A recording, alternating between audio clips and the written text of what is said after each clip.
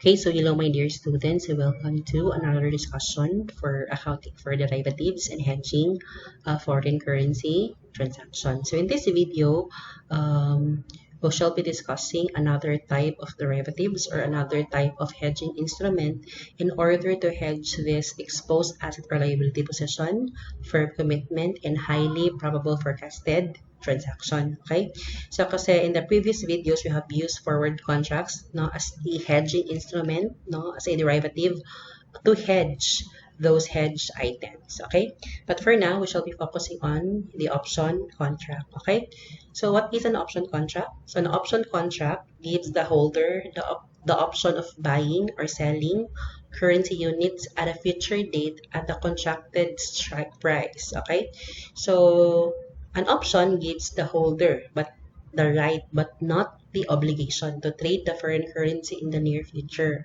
So unlike with forward contract, no, kasi 'di ba yung forward contract is a contract that gives the holder, um, the obligation to buy or sell foreign currency in the near future. But take note, yung option is right lang. No? So, you have what you have actually is right lang. No? So, unlike with forward contract, na if you entered into a forward contract, you are really bound to the contract. So, hindi ka na pwedeng kumawala sa contract. Okay? But since yung option, since right lang man to, not an obligation, so pwede mo hindi ituloy yung contract. Kasi what you have actually is right lang. Okay? So, also, difference din ng forward contract and the option. So, kasi sa forward contract, walang payment, no? Kasi it's a net cash settlement at the end of the contract. But dito sa option contracts, in order not to obtain the right, you pay you pay premium. Okay? So, this is actually the option price. No? So, yung option price, ang tawag doon is premium, just to obtain the right, no? To sell or to buy foreign currency in the near future. Okay? And yung strike price, no, it is actually the price at which the holder has the option to buy or sell the item. Okay? And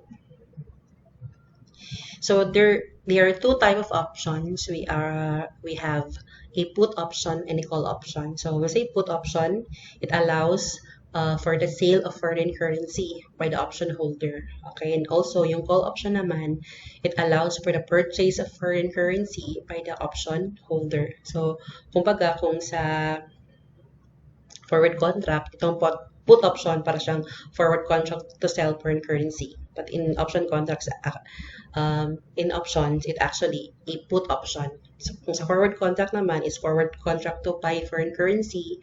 So option naman is actually ang tawag natin dito is call option. Okay? Yan. So option may be classified as to the likability of their exercise. Okay? So kasi nga 'di ba, pwede mo hindi i-exercise yung option or hindi. So depende, no? If it's favorable or unfavorable to you to exercise the option. Okay? So if the option is at the money, this is where the strike price equal to the current market price or the spot rate. Okay? So, kung at the money ka, so parang may indifference ka in exercising the option or hindi kasi parang break-even ka lang. Kasi your strike is just equal to your spot or the current market price. So, the option is likely to be exercised bearing no loss on the holder. Okay? So, if the option is in the money, no, it is also likely to be exercised bearing gain on the holder. So, kailan tayo maging in the money, no? So, in a put option, no, this is when the strike price is greater than the market price. So, yung strike price natin is greater than market price. Okay? So, kasi di ba pag put option, this is actually a forward it's an right to sell foreign currency, no? And right to sell foreign currency. So, if the strike price is greater than the market price, so mas better na i-exercise mo yung option. Kasi pag ibenta mo siya sa labas, no? Or ibenta mo siya sa market, no? Mas lesser man yung price sa market, so mas lesser yung income mo. However, if ibenta mo siya, no, at your strike price, of course, may gain ka. Kasi nga, the strike price is greater than the market price. And take note, that's right to sell foreign currency. In a call option, this is when the strike price is less than the market price. Okay?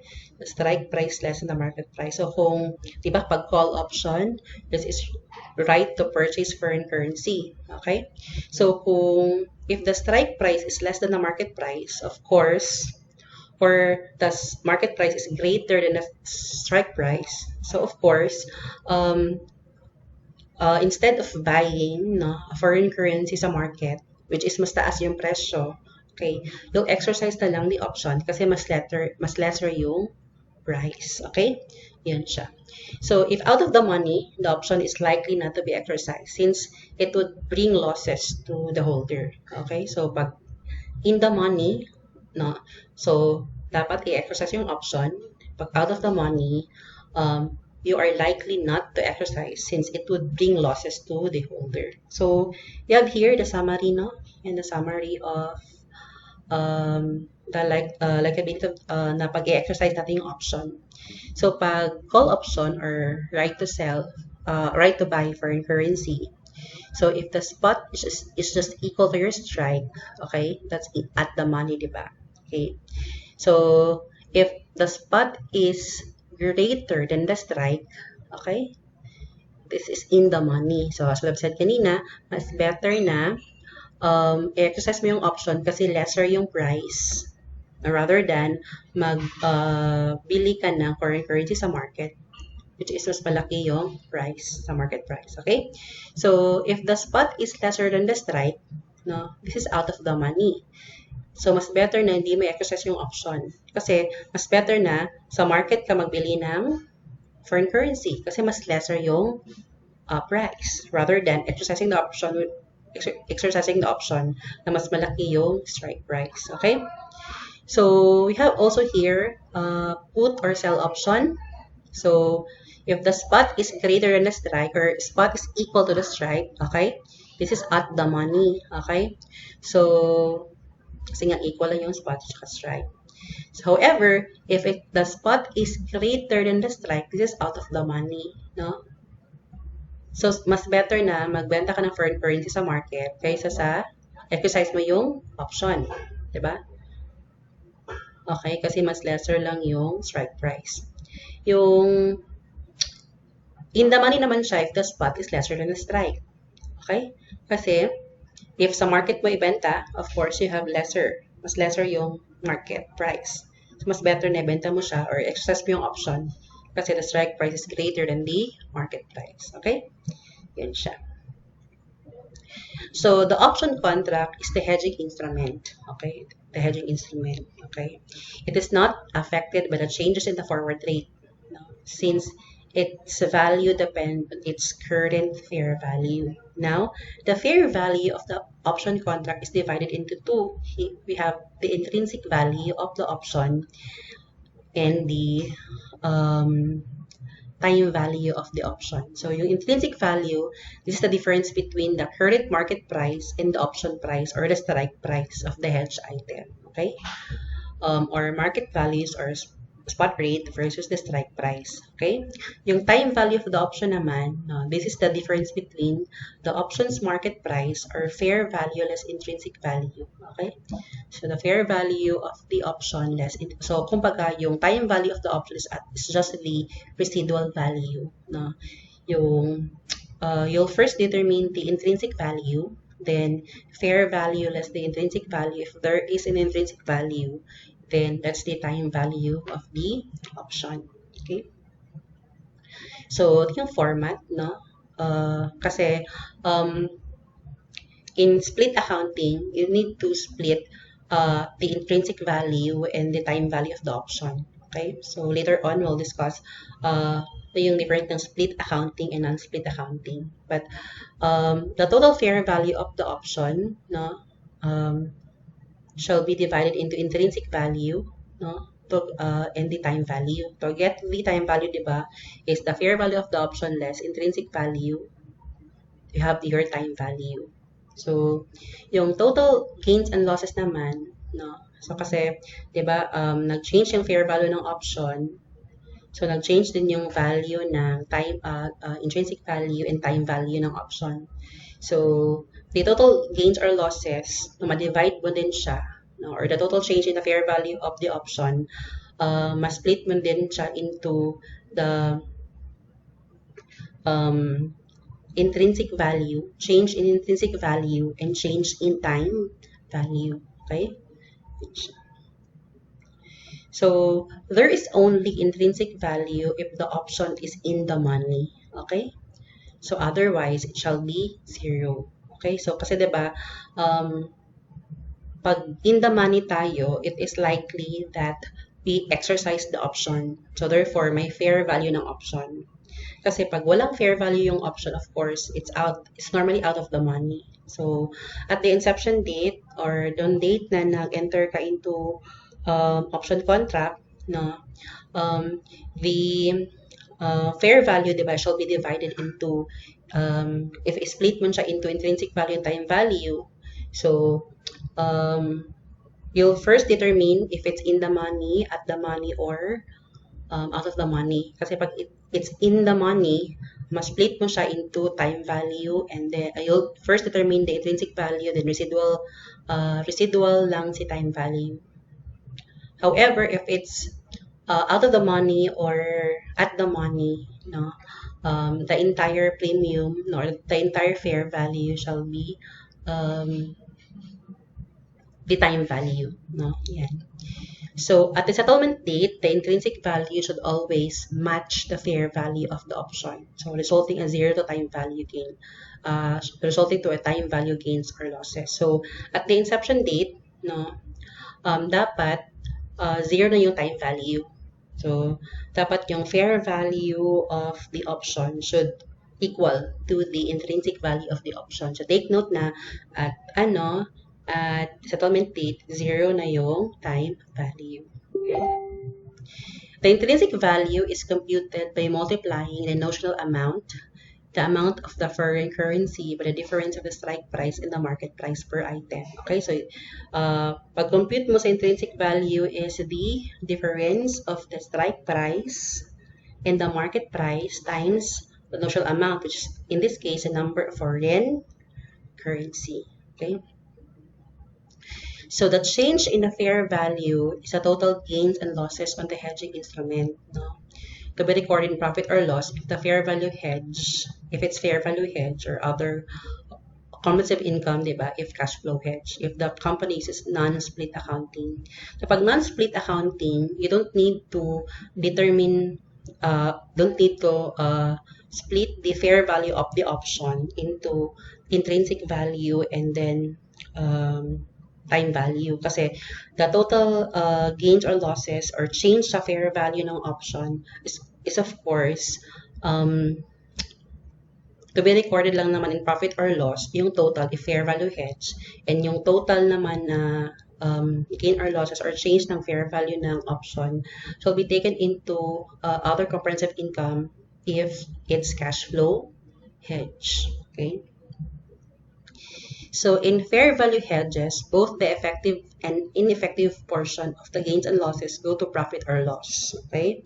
So in cash flow or net investment hedges naman, the effective portion is a component of other comprehensive income, while the ineffective portion goes to profit or loss. Okay?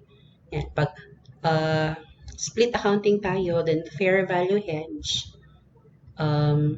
both then, no, both change in the intrinsic and time value shall be taken into profit or loss. Okay? Pero pag cash flow hedge, again, yung effective portion nasa comprehensive income, yung ineffective portion naman goes to profit or loss. Okay? If problem mentioned that the effect of time value gains or losses are excluded in the assessment of the hedge effectiveness, the company is split accounting, wherein the fair value hedge is divided into effective and ineffective portions. Okay, so the change in intrinsic value is the effective portion, no, of the total. Meaning to say, yung change sa intrinsic value shall be taken into other comprehensive income. Okay, then while the change in the time value is the ineffective portion of which you'll take you record it into profit or loss. Okay.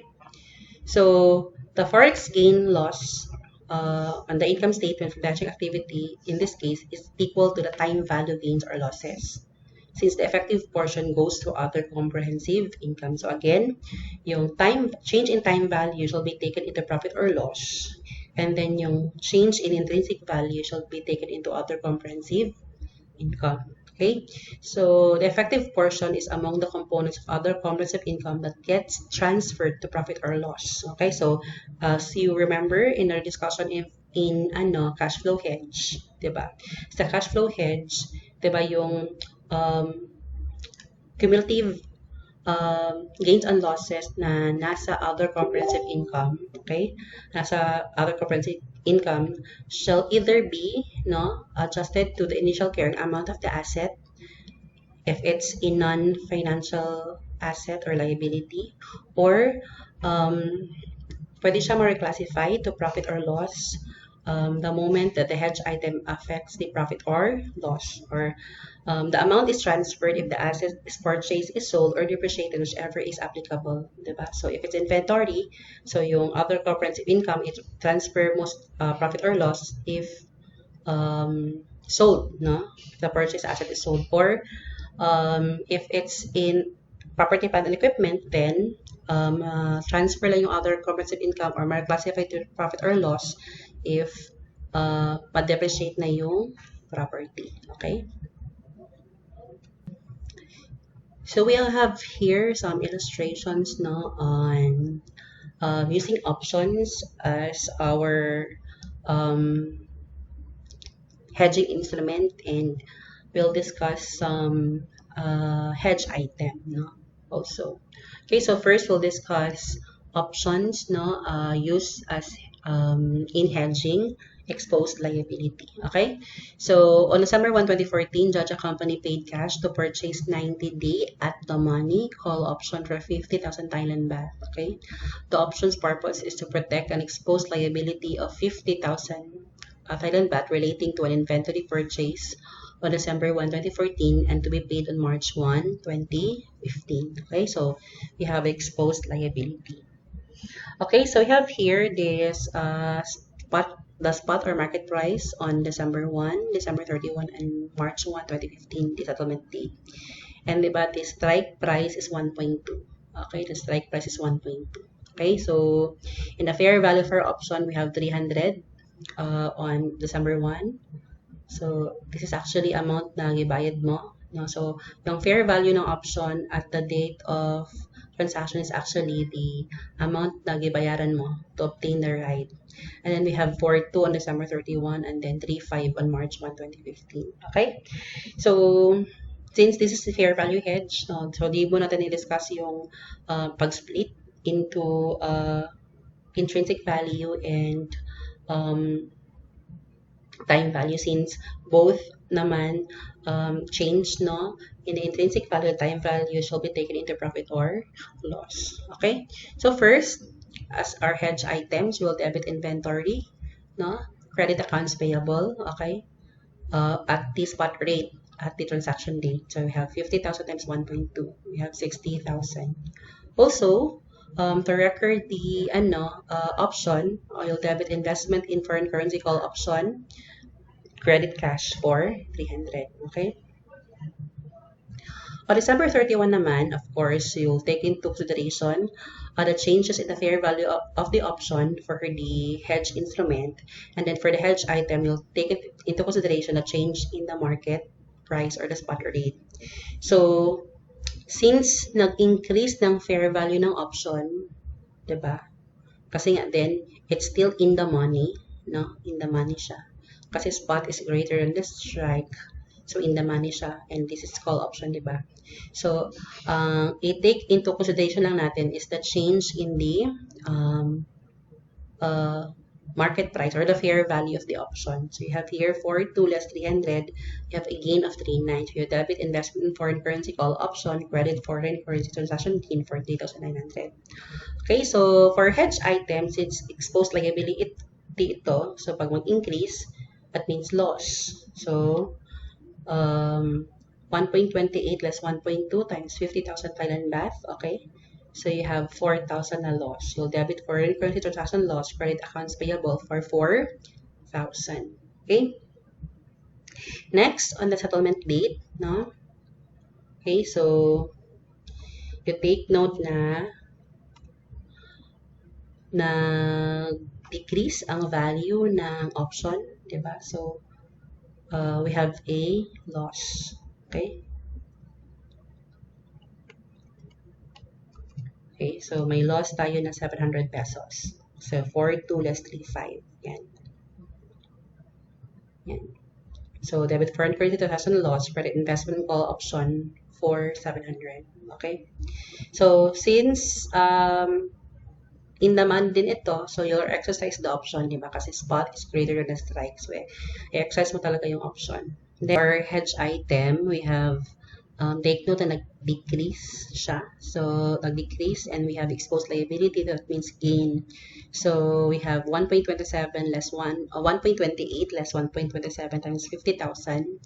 So, you have 500 pesos. So, that's a debit to accounts payable and credit foreign currency transaction gain.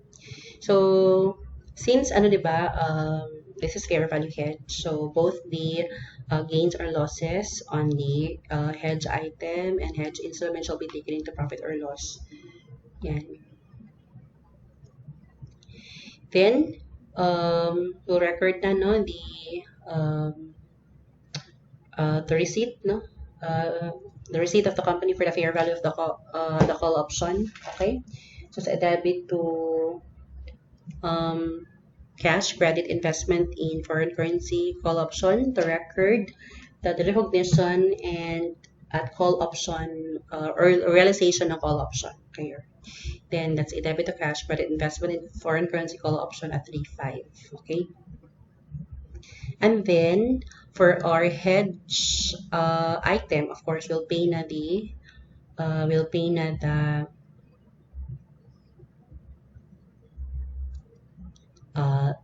liability na, so you'll debit accounts payable, credit cash, of course, at this spot rate of 1.27. Okay.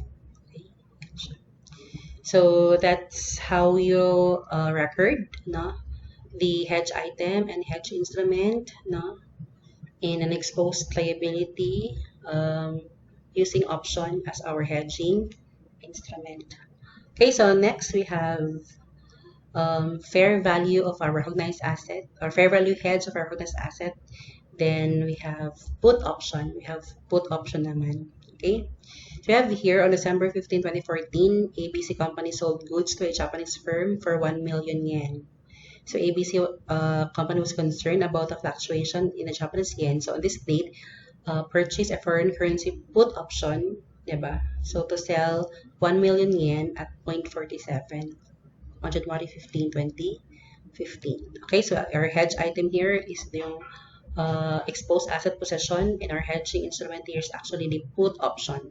Okay, so to record the put option, she'll debit investment in put option credit cash 475.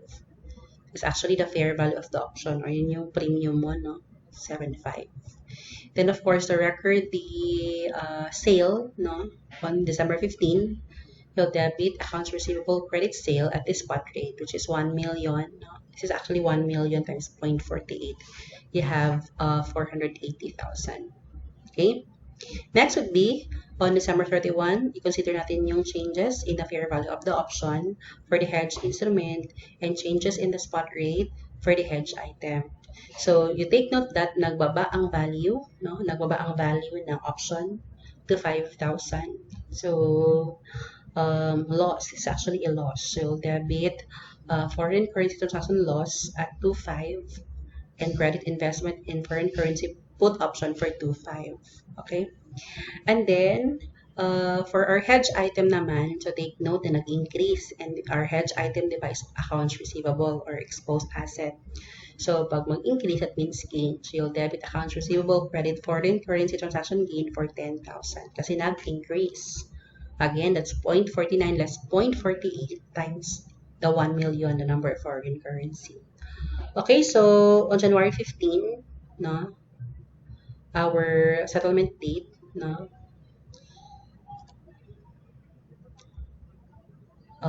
We have here um, 0.46 yung spot rate natin, and our strike price is 0.47. So, the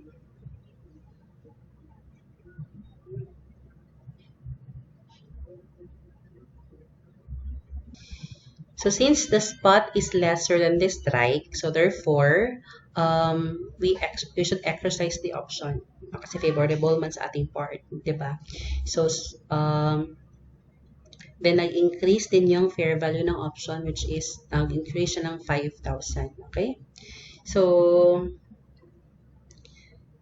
to record the change in the fair value of the option, you'll debit investment in foreign currency put option for 5,000. Credit ka ng foreign currency transaction gain for 5,000. Okay? And then, you have foreign currency transaction loss for the hedge item. Kasi nga, we have 0.49 less 0.46. It's irreceivable, di ba? Tapos nagbaba siya and it's irreceivable. So we have a loss. So debit foreign currency transaction loss for the accounts receivable for 30,000. That's actually 0.49 less 0.46 yung change ng spot rate times 1 million. Okay? So then you'll record na the receipt of the or the recognition of the put option, and then the receipt of the put option, which is 8,000. You'll debit cash, credit investment in foreign currency put option for 10,000. This is actually 10,000. Yan. And then, of course, you'll pay na, bayad ka na. You'll receive na you'll collect na the receivable, which actually based on the spot. Of course, you'll debit cash, credit accounts receivable for 460,000. Okay? So, we have here, di ba, exposed asset position or recognized asset, and using option contract or put option as our hedging instrument. Okay, so next we have hedging firm commitment, using option contract. Okay, so we have here on May 6, 2014, ABC Company entered into a firm commitment to purchase equipment from a foreign company for 4 million foreign currency. Okay, when the exchange rate was 40 foreign currency to 1 peso. So take this in direct quotation. So payment is made on June 1, 2014. So ABC Company is concerned about the fluctuation in exchange rate. So on this date, ABC Company entered into a call option to purchase 4 million foreign currency for 100,000 pesos to a broker. So parang the strike price is in 40 foreign currency to 1 peso. Yan. So, ABC Company paid 4,000 pesos for the purchase option. So, this is actually the premium na gibayaran natin. So, the fair value of the option for May 6, 2014 is actually 4,000. So, the exchange rate on June 1, 2014 is 35 foreign currency to 1 peso. Okay? So, we have here, the entry on May 6, 2014, So, since firm commitment ito, so wala pang transaction, so no entry muna on the hedge item. And then, sa hedge instrument natin, it's just simply to debit investment in foreign currency call option, credit cash for 4,000. Okay? So, take note, yung 4,000 is the fair value for option, and then, it's actually the amount of the premium paid to obtain the right for the option. Okay, so on June 1, 2014, when the exchange rate is 35 foreign currency to 1 peso, so i-consider natin if i-exercise pa natin yung option or hindi. So yung strike natin is actually 4 million divided 40, di ba? Or that's actually, di ba, 100,000. So yung strike price natin is 100,000.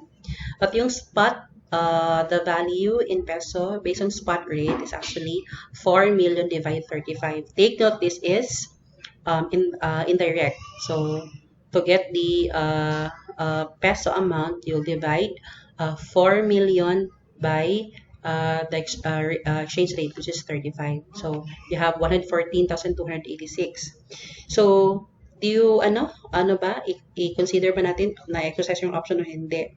So you take note na pag since this the spot is greater than the strike, so it's much better that the um, purchase natin or exercise natin yung option, no? Yan siya. Kasi spot is greater than a strike. Okay? So, you have here, no?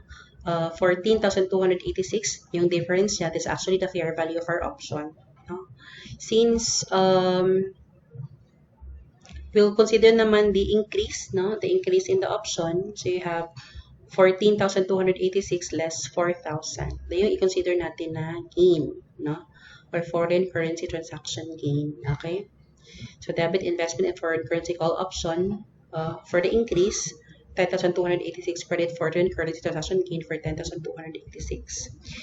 Sa firm commitment naman, actually unchanged dito is you'll record gain or loss in the firm commitment based on the spot. And since yung spot din on the on May 6, 2014 is actually 14, no? It's actually equal than the strike. So ito din change din ito ng spot for May 6, 2014 and June 1, 2014. Okay? So you'll debit foreign currency transaction loss. So take note kasi 'di ba firm commitment to buy, this is payable. Okay? So you'll debit foreign currency transaction loss, credit firm commitment kasi nag-increase siya, 'di ba? So, that's actually a loss. Kasi parang firm commitment to buy man ito, so payable, so pag mag-increase loss. You'll debit foreign currency transaction loss, credit firm commitment for 14,286. Next, of course, you'll record na the purchase of equipment based on the spot. You'll debit equipment credit cash for 140,286. Okay? And since, 'di ba, ang balance ng firm commitment i-close natin sa equipment, no, account. So debit firm commitment para ma-close kasi we have credit balance of the firm commitment and credit equipment for 14,286. So you take note na ang value ng equipment, no, is 100,000, which is equal to the strike price, 'di ba? Na 100,000. Okay? Next, with the same illustration, assuming that the spot rate on June 1, 2014 is 50, okay? 50 foreign currency to 1 peso. Yan yung indirect quotation niya. So, the bar strike is 100,000 and the spot is 80,000. So, you take note that the spot is lesser than the strike. Okay, so spot is lesser than the strike. So, therefore, we have negative fair value of our option. So, since it is out of the money kasi spot is lesser than the strike, therefore, kasi mas better na sa market ka nalang magbili ng foreign currency kasi of course, mas lesser yung mabayaran mo kaysa i-exercise mo yung option, you'll pay 100,000 rather than sa market, you'll just pay 80,000, di ba? So, ang gawin mo is, of course, i-recognize mo lang yung recognize mo na option, which is 4,000. She'll debit foreign currency transaction loss, credit investment in foreign currency call option at the option price of 4,000. Yung na-record natin kanina na 4,000. Okay? So, i-recognize lang natin siya, no, by recording it to, debiting it to foreign currency transaction loss at 4,000. Okay, so since this is payable, then nagbaba, of course, sa firm commitment na side natin, this is actually a gain. No? Yan, so you'll debit firm commitment, credit foreign currency transaction gain for 20,000. Okay? And then, you'll debit, you'll record the acquisition of the equipment based on the spot, which is 80,000, diba? So you'll debit equipment credit cash for 80,000. And then to close the firm commitment account, no, you'll debit equipment credit firm commitment kasi naka-debit balance yung firm commitment dito, of course, i-close mo siya by crediting firm commitment at 20,000. So you take note also that the value for equipment is still 100,000, no? So regardless if you access mo yung option or hindi, the value of the equipment will still be at 100,000. 150,000. Okay. And lastly, our illustration is a cash flow hedge. So using cash flow hedge, and by this time, um, uh, i-discuss din natin yung split accounting wherein i-split natin yung fair value, total fair value ng option into intrinsic value and time value. No? So, on November 1, 2013, Word Incorporated paid 4,500 to acquire call foreign exchange option for 150,000 Hong Kong dollars. Okay, the option is acquired to hedge the 2013 anticipated purchase of merchandise. So, since anticipated purchase of merchandise is actually a highly probable forecasted transaction. So, since it qualifies for cash flow hedge, it will use cash flow hedge for this. And the option expires on March 30, 2014. No? So, we have here the spot rates on different dates, and then the fair value of the option on different dates, and the strike price, which is 3.47. Okay, so take note, this is a call option. So, yan. So based on the given data, the following situations can be derived. Okay. So you have here, we'll need to, since if i-consider natin siya into split accounting, no? So assume we'll use split accounting, we need to determine or split the fair value of the option into intrinsic value and time value. Okay? Yan siya.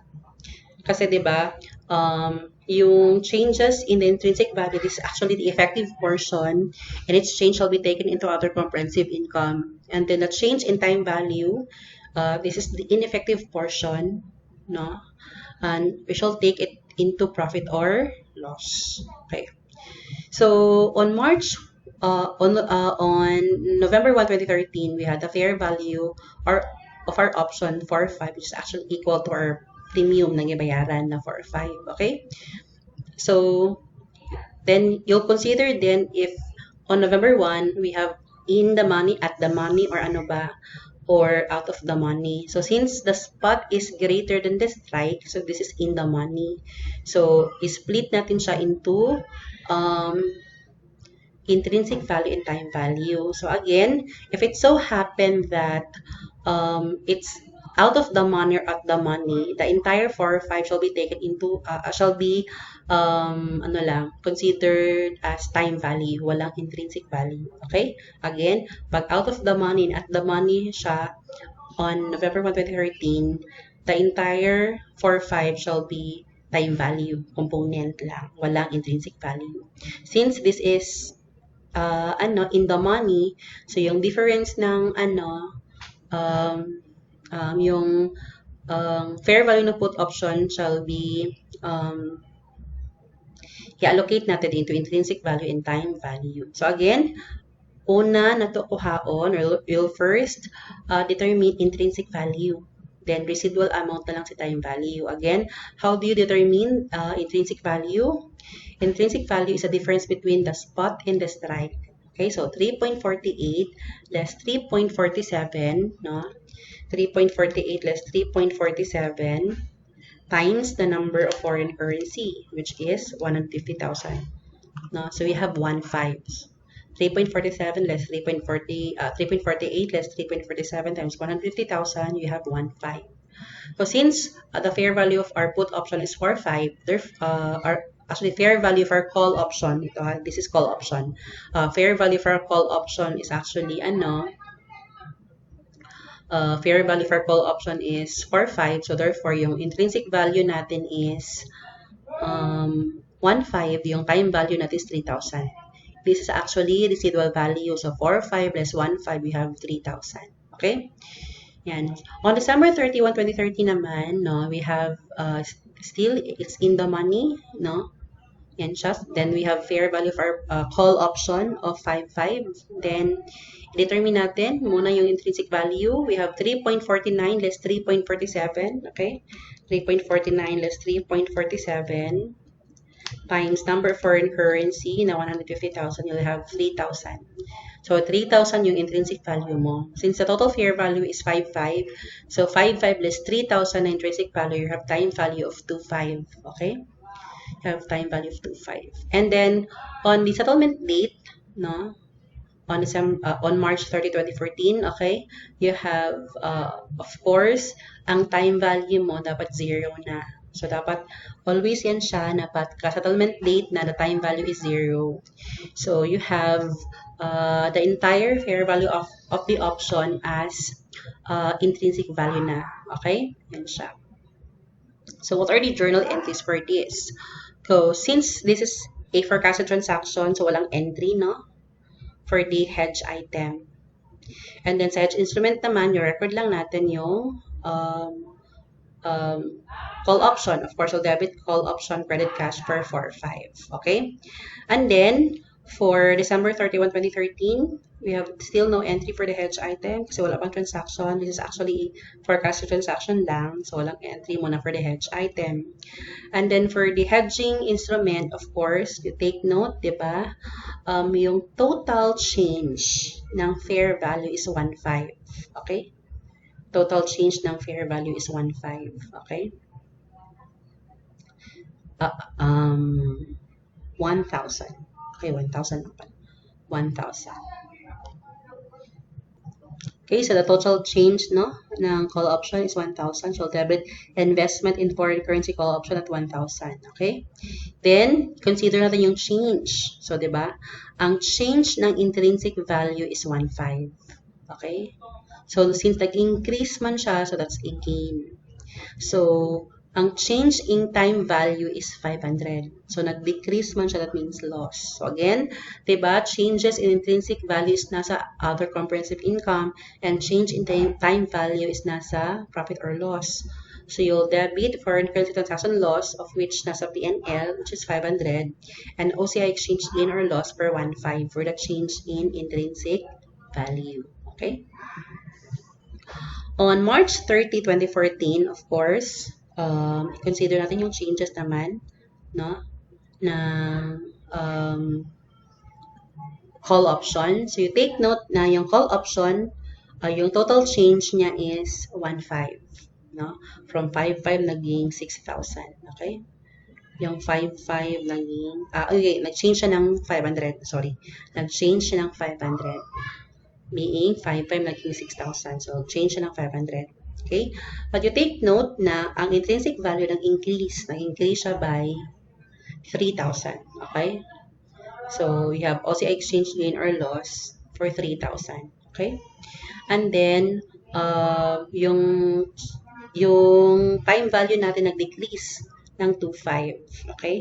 So, since nag-decrease siya ng 2.5, you have foreign currency transaction loss for 2.5. Okay? And then, for the hedge item, of course, since mag-purchase ka na ng goods on March 30, 2014, of course, you'll debit inventory, credit cash for at spot, which is actually 150,000 times 3.51. We have 526,500. Okay? So, yung cumulative amount, no, ng OCI exchange gain or losses, no, which is 4.5, no? You have 1.5 here and you have 4.5.